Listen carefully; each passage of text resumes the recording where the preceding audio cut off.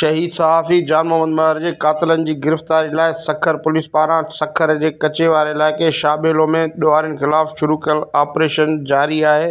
उन ॾिस में एसएसपी सखर इरफान समूह पारां जारी कयल बयान में चयो वियो आहे त शहीद सहाफ़ी जान मोहम्मद महर जे क़ातिलनि जी गिरफ़्तारी लाइ सखर पुलिस पारां शाबेलो जे कचे वारे इलाइक़े में ॾोहारियुनि ख़िलाफ़ ऑपरेशन तेज़ी सां जारी आहे। जवाबदारनि जी गिरफ़्तारी लाइ हर मुमकिन कोशिश कई पई वञे। शाबेलो में ॾोहारियुनि सां गुज़िरियल ॾींहुं मुक़ाबिलो थी पियो।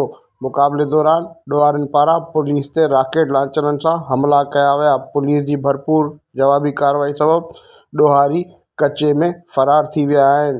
वाक़े बैदि बख़्तरबंद गाॾियूं ॾोहारियुनि खे गिरफ़्तार करण लाइ कचे में उमाणियूं वयूं आहिनि। जल्द ॾोहारियुनि खे गिरफ़्तार कयो वेंदो।